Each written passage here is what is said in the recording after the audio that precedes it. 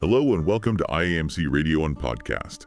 Let's explore the top news headlines today, February 5th. Yeah, we've got quite a bit to get through today. From earthquakes in Indonesia, some political clashes in the Middle East, and even some interesting developments in Africa. So let's just jump right in. First up, a 6.2 magnitude earthquake struck off the coast of Indonesia's North Maluku. Thankfully, no immediate reports of any damage or a tsunami threat. Yeah, that's always good to hear. Although it does remind us that Indonesia sits right on the Pacific Ring of Fire, which is, one of the most geologically active zones on the planet. The Ring of Fire is known for its frequent earthquakes and volcanic eruptions. It's a fascinating area from a geological perspective, but it also poses significant risks to the populations that are living in its boundaries. For sure.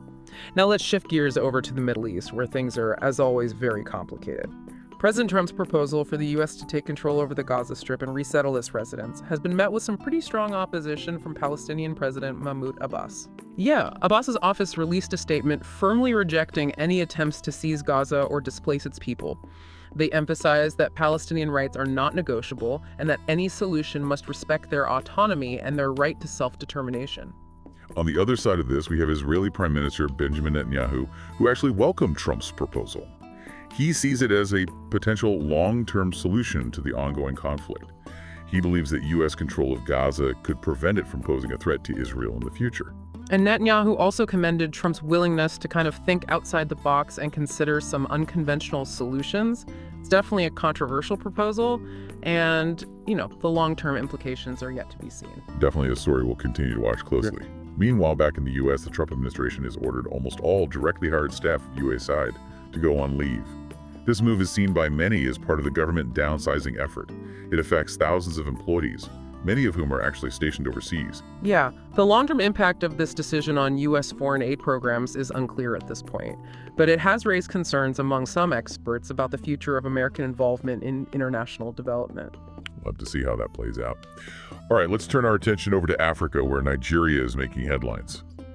The country's foreign reserves have dropped by a significant amount, $1.19 billion, in just 3 weeks under President Tinubu's leadership. Wow, yeah. This decline is being attributed to a number of factors, including debt servicing and interventions in the foreign exchange market. Experts are predicting a continued decrease in reserves, and that's raising concerns about the stability of Nigeria's economy. Certainly a cause for concern. In other news from Nigeria, Professor Uduk of the University of Uyo has been sentenced to 3 years in prison for publishing false election results during the 2019 elections. And this is actually the second conviction of a professor for electoral fraud in recent times. It really highlights the ongoing fight against corruption and that crucial need for electoral integrity in Nigeria. Yeah, absolutely. A positive step towards ensuring fair and transparent elections. All right, switching gears again. South Africa has given Taiwan a deadline to move its de facto embassy out of Pretoria. This decision comes amidst growing pressure from China, which claims Taiwan as its own territory. This move really underscores the influence China wields on the global stage. And, it really highlights the complex web of diplomatic relationships countries have to navigate. It's a delicate situation for sure. And back in Nigeria, President Tinubu has significantly increased the 2025 budget proposal to a massive Euro 54.2 trillion. That's a pretty substantial jump from the initial proposal. And he's citing increased revenue from government agencies as the reason behind it. Yeah, this raises some interesting questions about the impact such a large budget will have on the nation's economy and its future development plans. It'll be interesting to see how this all unfolds. And finally, Nigeria's Economic and Financial Crimes Commission, or EFCC as it's commonly known, raided the National Hajj Commission. They're investigating allegations of mismanagement of a Euro 90 billion intervention fund. This raid sends a strong message about the government's commitment to tackling corruption within its institutions and ensuring transparency in the handling of public funds. It's a positive sign that the government is taking these concrete steps to address these issues and hold those responsible accountable. Yeah, we've covered a lot of ground here. Yeah. From natural disasters to political maneuvering and economic challenges, it's almost like a whirlwind tour of global events. What's really striking is how interconnected these seemingly disparate events are. For instance, the pressure on South Africa to move the Taiwanese embassy highlights the growing influence of China on the world stage. And you see the same dynamic of shifting power playing out in the Middle East with the U.S. proposal for Gaza. It's a constant reminder that the actions of one nation can have ripple effects across the globe. And it makes you realize how crucial it is to stay informed and understand the complexities of these international relationships. Absolutely. And it's not just about understanding the what of these events, but also the why. Why is China exerting its influence in Africa? What are the historical factors driving the conflict in Gaza? These are the questions we need to grapple with to make sense of the world around us. You know, one thing that really struck me was the news about Nigeria's dwindling foreign reserves. It made me think about the economic challenges facing many developing nations. It is a complex issue. Often these countries are grappling with debt burdens, volatile commodity prices, and limited access to global markets. These factors can make it incredibly difficult to achieve sustainable economic growth. And then you have the added challenge of corruption, which we saw with that EFCC raid in Nigeria.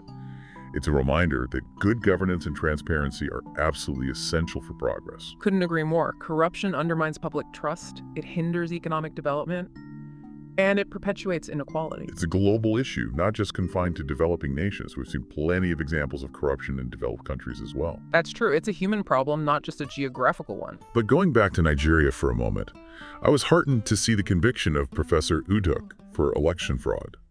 It gives me some hope that the fight for democratic values is gaining ground. It's a positive step. It shows that people are holding their leaders accountable and demanding free and fair elections. And that's ultimately what it's all about, ensuring that the voices of the people are heard and respected. You've hit the nail on the head.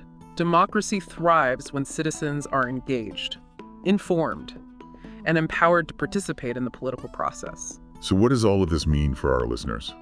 It means that we're living in a complex and rapidly changing world. It means that staying informed is more important than ever. And it means that we all have a role to play in shaping the future. I like that. We all have a role to play. We can't just sit back and passively consume the news. We need to engage critically, think deeply, and ask those tough questions. Because ultimately, understanding the world around us is the first step towards making it a better place. Well said. These headlines have given us plenty to ponder, that's for sure. Yes. One thing that's really resonating with me is this idea of interconnectedness. How events in one part of the world can have far-reaching consequences. It's a powerful concept, and it underscores the importance of global cooperation and understanding. We're all in this together, whether we like it or not. Exactly, and that's perhaps the most important takeaway from today's headlines. So much to think about. There is. You know what else is fascinating? We often focus on the negative headlines, the conflicts, the crises, the economic downturns. It's natural to gravitate towards those stories. But amidst all the chaos, there are also stories of resilience, hope, and progress. Absolutely. Like the people in Indonesia who are rebuilding after the earthquake, or the activists in Nigeria who are fighting for free and fair elections. Those stories deserve our attention too. They remind us that even in the face of adversity, the human spirit endures. And that there's always reason to hope for a better tomorrow. Well said. I think we've covered a lot of ground today. We have. And I hope our listeners have gained some valuable insights from our exploration of these headlines. I hope so too. It's been a real eye-opener. Indeed. And on that note, we've reached the end of our exploration of today's top news headlines. It's been a fascinating journey through the complexities of our world. Thank you for listening to today's top news headlines on IAMC Radio and Podcast.